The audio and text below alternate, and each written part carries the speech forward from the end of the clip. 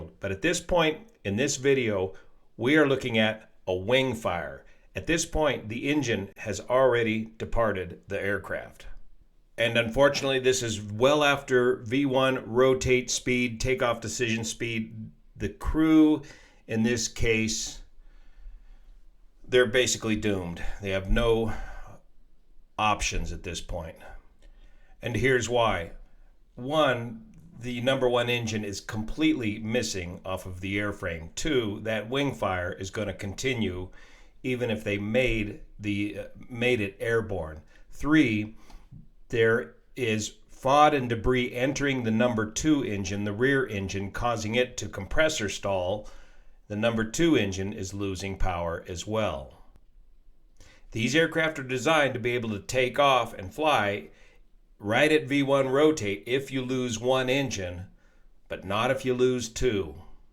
And there's no guarantee that you'll be able to continue to fly that aircraft if the number one engine is completely fallen off of the wing.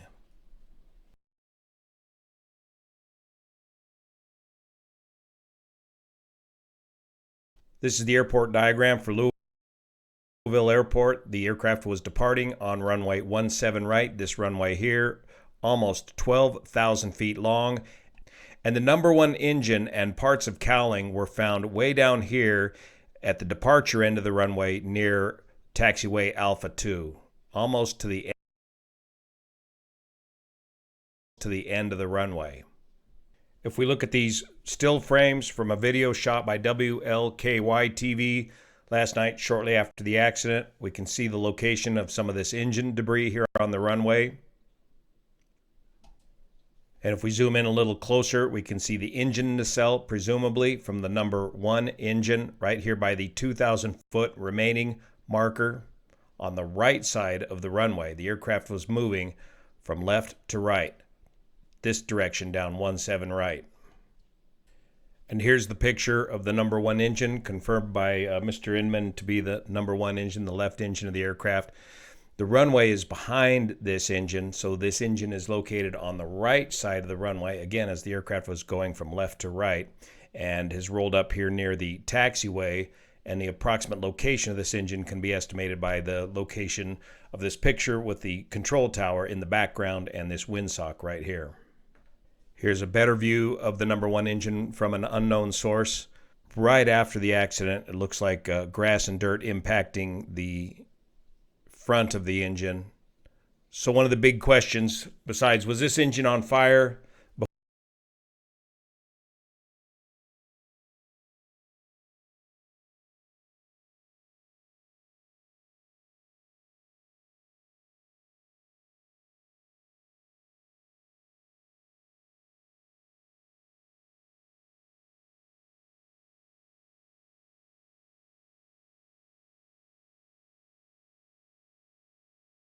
before it separated from the aircraft, or was the fire a result of the engine separating from the aircraft?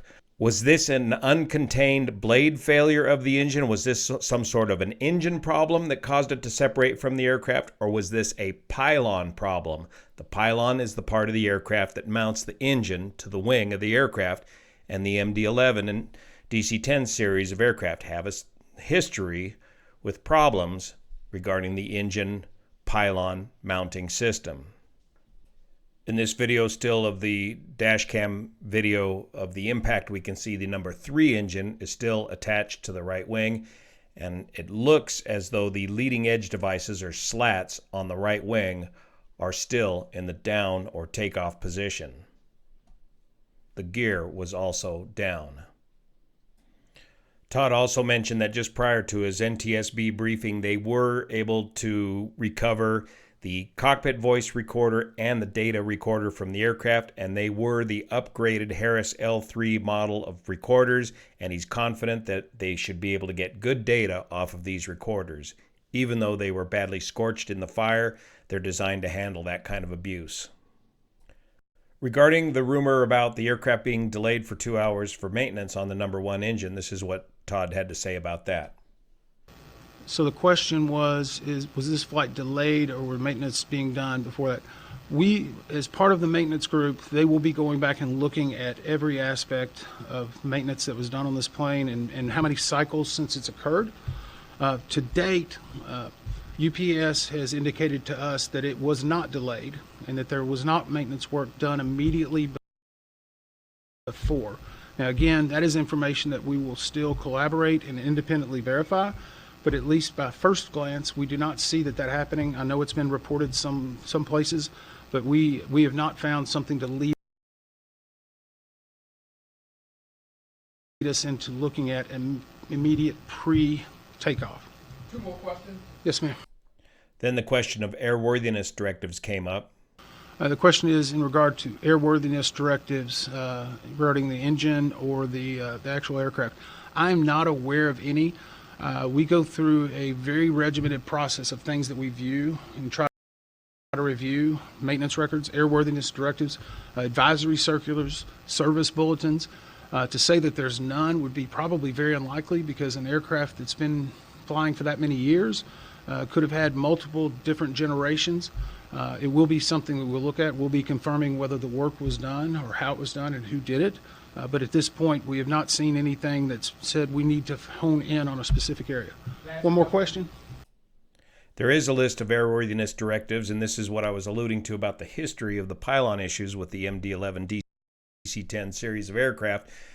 But in fairness, the NTSB right now is working with perishable evidence. They will get to this eventually, but there is a series of older airworthiness directives specifically regarding the pylon structure of this aircraft design. And this is what I'm talking about when I say the pylon design of the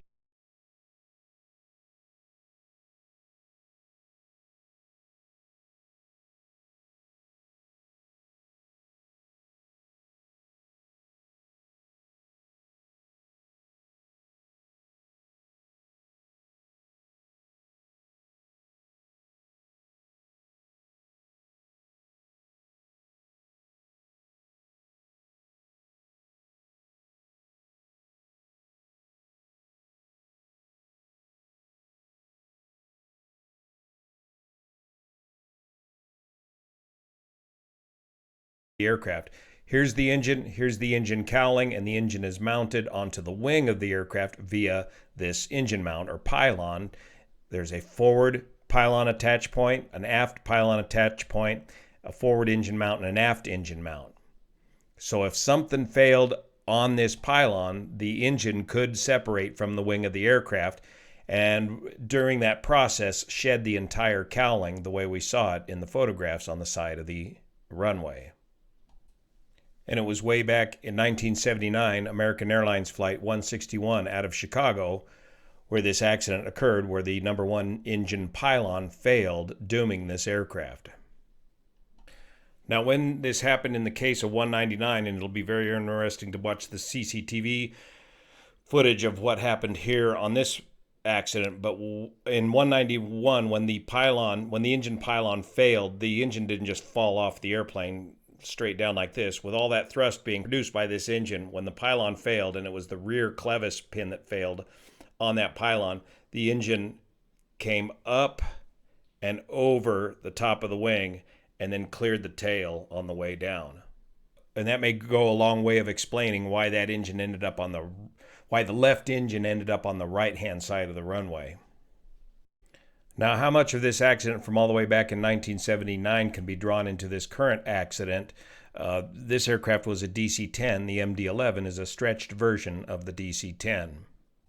So the relevance of this accident from 1979 to last night's accident remains to be seen. Once that engine separates from the wing, that wing fire is going to continue to be fed by a number of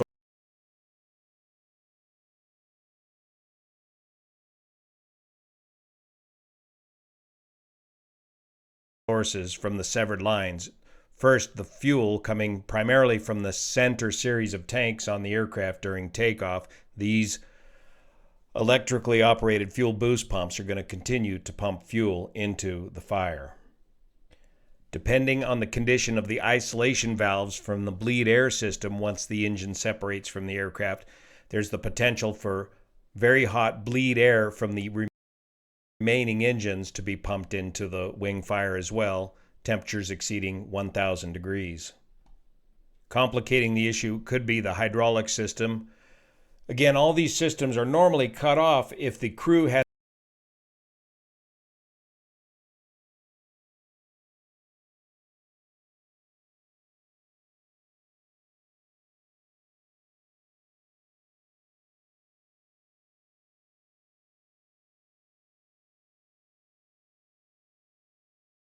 has time to pull the fire handle to the engine, but the crew simply had no time to react to this particular emergency. And once those lines are severed, with the engine ripping off of the wing of the aircraft, it's likely that these lines continued to spew fluid, including the possibility of hydraulic fluid.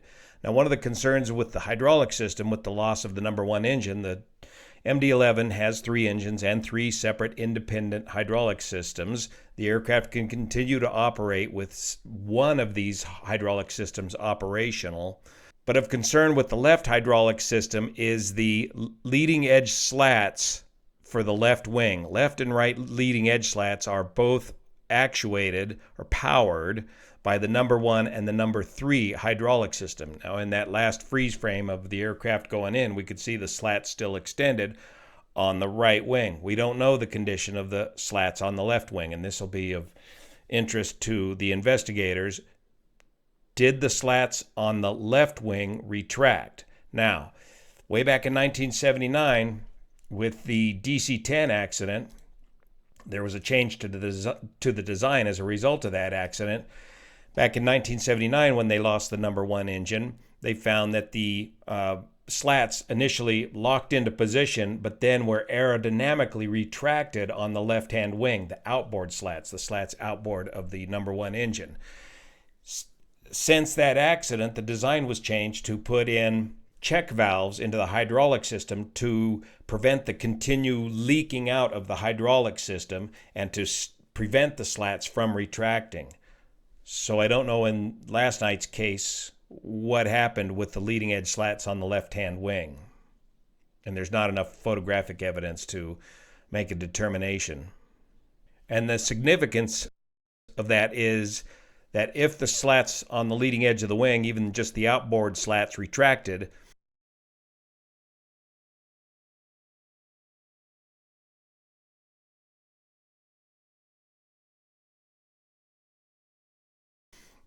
this wing would stall well before this wing, which would explain the roll to the left.